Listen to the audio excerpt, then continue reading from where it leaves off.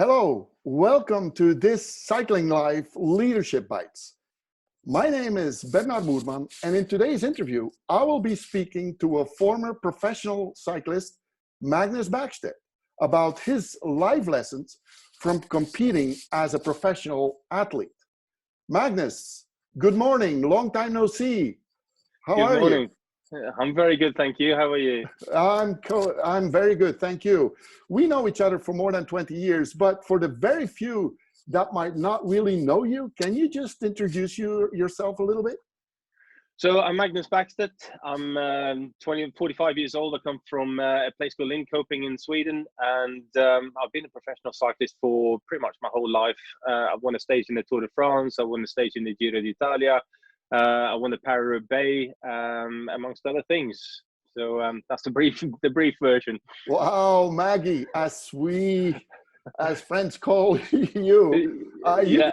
you didn't change much, man. You're still very humble. You know, there's still great power and tremendous enthusiasm. You live now in Wales, but you're from Sweden, where I, as a Belgian, would think like Sweden and a cyclist, that's not an obvious choice. Can you just give a little bit more there? Yeah, I mean, Sweden is still very much a minority sport in, cycling is a very much minority sport in Sweden, and it has been ever since I was racing. And I think it's probably become more and more a minority sport in terms of elite level anyway, than what it used to be. Obviously, Sweden is seeing the same sort of boom as the rest of the world is when it comes to mass participation, but very few people make it to the top level. And that was, very sort of challenging as a youngster when I grew up and wanted to sort of try and find my way towards the professional part of the sport. But if there's a will, there's always a way. Yeah, we will have more details about your career on the YouTube description so that people can find that out. But today we really want to hear more about certain lessons, so to speak, you got from competing as a top athlete. And, you won several of the greatest cycling events. I mean, you just said Tour de France stage winner, Giro d'Italia stage winner, Paris-Roubaix. That's not nothing. So my first question might be, can you give me some things you learned from your competitive cycling career that might still make a difference today for you? Well, I think as any professional athlete, or even an elite level athlete, there's a way that you learn to structure and to plan your towards your target. And I think for me, the biggest thing that I learned really from my professional career that I'm using today as well is that you look at where your end target is and what you want to achieve, whether that's in 5 years, 1 year, a month, or a week, and then you plan backwards from that. So always look at the end target and then realizing putting into place all these steps that you need to take to arrive at that point. And that's what we did with obviously, for me, my passion has always been the Paris-Roubaix in terms of professional cycling. It's what I lived, ate, bred for my whole career. And with that, it was one day a year that I had the opportunity to race this race. And so the planning had to be even more meticulous to actually arrive at that particular day and be in that peak condition that you probably only get for 1 or 2 days. And with that, you couldn't really afford for anything to go amiss. And you had to be even more precise with all your planning to pinpoint that form on that particular day. And I think that's one of the things that I find even today is, in the business world and doing the work that I'm doing, is that you have to have that amount of detail in your planning for it not to go, as we call it, pear-shaped, and you end up going, missing the targets that you want to achieve. Yeah, I can really refer to that because I remember you being at the cycling center at one moment to prepare Paris-Roubaix because the bike sponsor was sending you a new bike, I guess it was, and you had to go testing it, and it was all, you had a crew of people there to really make sure everything was as much planned as possible. So that's the planning ahead you're talking about. Yeah, and we're looking at, this was at the back end of the season that we came to stay with you to do these sort of tests. And I think I had something like 6 or 7 different frames, different front forks, different wheels, different tires, everything that I could possibly think of. And then we went down to the cobblestones and we ran tests on that to see what worked best for me. So Mm-hmm. yeah, the level of detail, that's sort of marginal gains, as they call it these days, that Yeah. that was something that I did already back in 2002, 2003, Yeah. and working towards my targets. Mm-hmm. Another point that I want to touch is, a lot of people see the race and they see all the glamour about it, but they don't see that you guys, in a way, and at least the entire team, as gypsies. So, Yeah. so you guys live out of a suitcase. So Yeah. can you talk a little bit more about the effect it had on you at that moment? And did it influence you in your further life? And if so, can you give some more details about that? Yeah, I mean, it's something that obviously you grow up in your household with your parents, and you live in a very structured way, and then all of a sudden all of that is thrown up into the air, and you become, like you said, you almost like a gypsy, where you're moving from place to place. Every night is a different hotel room when you're on tour. And I think there's a couple of things that I learned from doing that. And the number one thing was that whenever I travel these days, I always have my suitcase laid out exactly the way it is every single time. It doesn't matter whether that's for a one night overstay or whether it's for 3 weeks, 4 weeks on the Grand Tour. Everything has its space in that suitcase, so I know where it is. And I always bring these little sort of comfort things. For me, music was always a really, really big part of my sort of preparation, staying calm, staying within the moment. So making sure that you bring all the little bits with you that makes you feel calm and comfortable and sort of at home in inverted commas is something that's really important. And when I up chip and sort of moved from Sweden to Belgium, that was the one thing that I think that was my parents actually that told me that, look, bring all your stuff from home to Belgium. Even if I only had a 1-year contract when I moved, but they said there's no further to bring the stuff back than it is to bring it down there. So set your apartment and set a place up that is home for you, and that will become home for you. So when you're away on a stage race, then you're living out of a suitcase, but then you come back to your place in Belgium, which at that point still wasn't quite home, but I had all my stuff there, so it felt like home.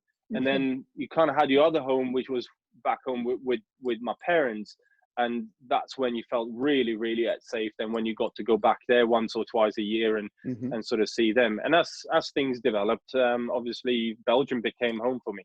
So I think the key thing is really to make sure that when you're traveling, that you have all those comfort things with you, so that you feel calm in your environment that you're in. And with that, you always end up performing better, whatever it is that you're doing. Whether you're traveling for business and you've got a big presentation to make, if you're feeling on edge from the moment you leave your house and jump in a taxi to get to the airport, until you get back to that airport again, and you have your partner picking you up, and at that point you start feeling calm and safe again, then you've gone missing that whole travel. So for me, that I think that's a really, really big part that I learned that I'm still doing today as well. That when I go commentating or traveling with even with my girls to bike races these days, it's a really big part. Okay, great. So if you look now at your career, what would for you be the biggest advantage of having done that competition as a youth, but then also later as a professional? What was in your life today when you need to say, this is my biggest advantage I got from doing that, besides the sportive results, but in your life, what would you say? I think it taught me to be very target driven, borderline ruthless when I have to be, but also it taught me a work ethic that I carry with me today as well. So in cycling, and because it's an individual sport, although it's played out as a team sport, so you can't do anything without your teammates. You cannot win a bike race without your teammates, or you can, but it's very, very, very difficult. And I think because if your teammates aren't prepared in the best possible way, and you're not prepared to do your job in the best possible way, you're just not going to reach that end target. And in that way, you learn a way of working where you only have yourself to blame. Yeah. And that's you know, you do your job 100%, and you expect everyone else around you to do their job 100%. But it's also kind of infectious. So the harder you work and the harder people see you work, the more they want to be doing that as well, because they want to be there with you doing that. So it becomes something that you really push for. And I think that's the same in the modern business world, where you know, you work hard and everyone around you kind of follow suit as well. Mm-hmm. Yeah, wonderful. Yeah. So that was the advantage. If there is a disadvantage that you think, can you say what you think that disadvantage is or was?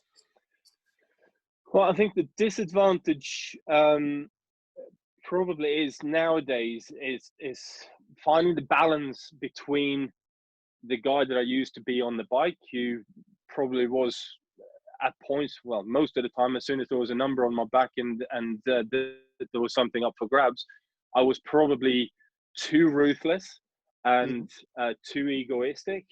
And that's something that I'm still today sort of finding that balance, where you're allowing, you know, you have to be a little bit more diplomatic when you're working in the business world. Obviously some points you have to be a bit pushy as well, but I think as a cyclist, you end up in that position where it's you or is that guy next to you, and it definitely isn't going to be the guy next to you. Whereas, yeah, and I find that a really difficult balance to strike in the business world, and something that I'm still working on to try and understand how that actually works for me. And sometimes I end up being a bit too nice, and sometimes it goes the other way. So for me, that's one of the biggest disadvantages, where, you know, on a bike I could be as cruel or as brutal as I pretty much wanted within the confined sort of regulations of the sport, obviously, but in the business world, yeah, it's a bit more difficult. Mm-hmm. Yeah, well, I wouldn't say it's a huge disadvantage only for you. I mean, I recognize that situation. I mean, Yeah. There's always room to learn, huh?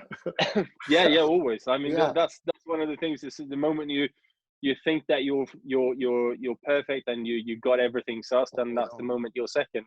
Yeah, yeah, exactly.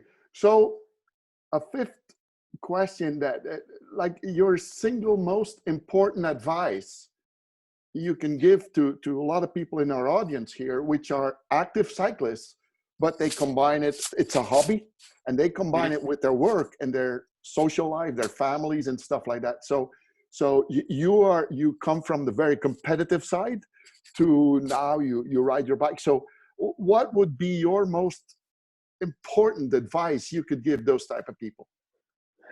I think it's always going to come down to striking a balance and making sure that everything has its time and its space.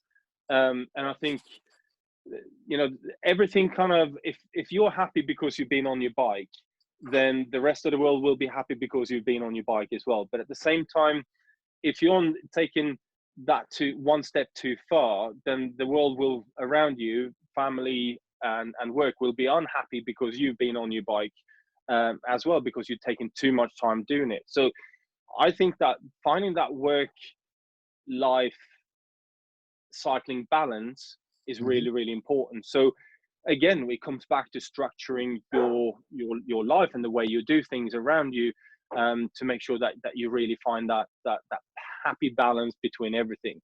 And people, a lot of the time, that I find that when you have someone doing that and they're looking at the number of hours that they would get on the bike, because at the end of the day, they're competitive people in the business world, you get to the point where you're thinking, oh, I need to do more, I want to do more, but you don't necessarily have to do more to be getting a bigger gain on the bike. It's just how you structure the time that you have available to ride your bike.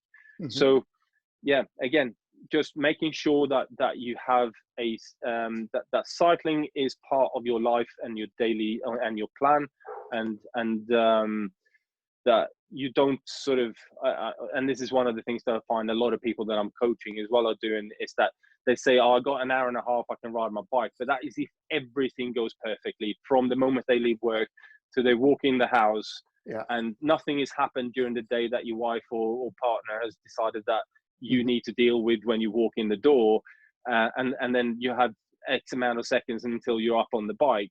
That's not a realistic way of planning your cycling around your life situation. So at best, that day is probably 45 minutes to maybe an hour that you can go on the bike, because chances are that something will jump at you when you walk in through the door, and you're going to have to deal with it. And if you said I'm going to do an hour and a half, then you can't do that. Then it becomes a disadvantage, and mentally you become a bit down because you've missed that session, or you've only done parts of that session that you really were going to do.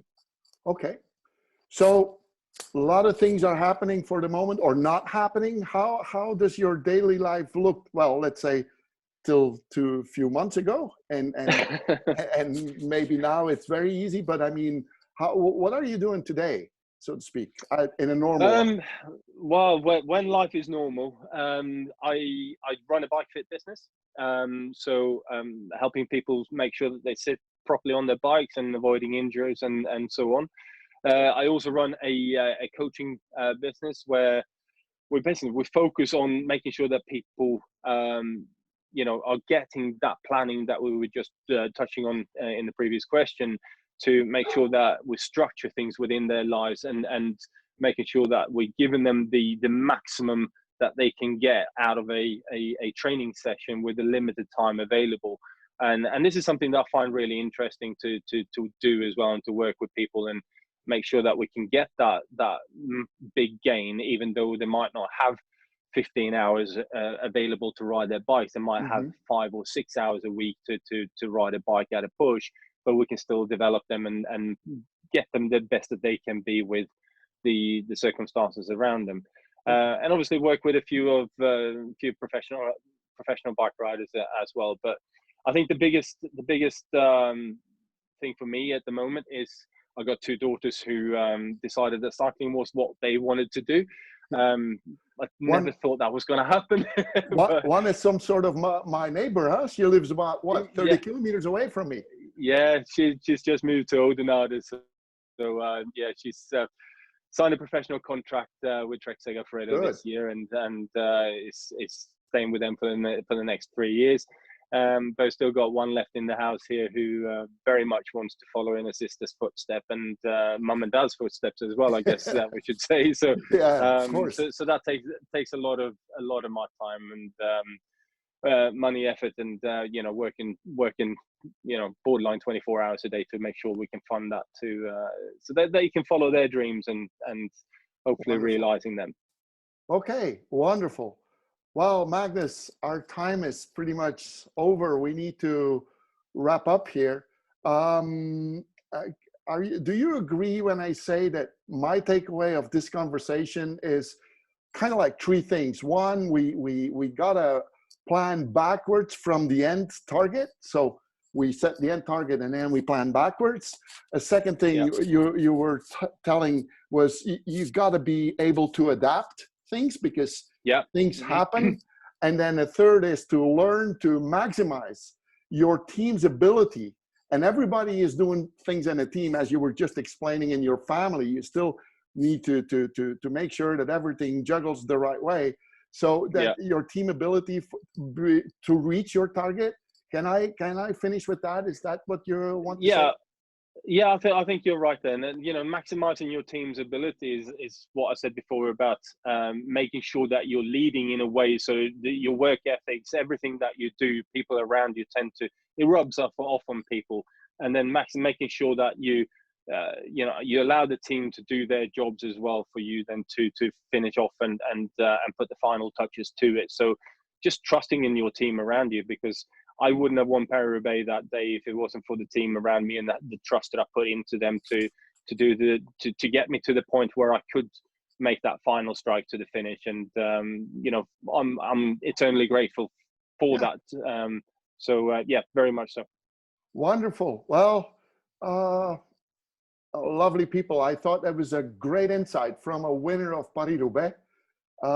So all Magnus information will be visible and findable on the YouTube description, so you can get in contact with him. And I got to thank you very much, Magnus, for this good conversation. I thank you all for listening. And if you have enjoyed the video, please, you know, give us a thumbs up. And of course, subscribe to our YouTube channel.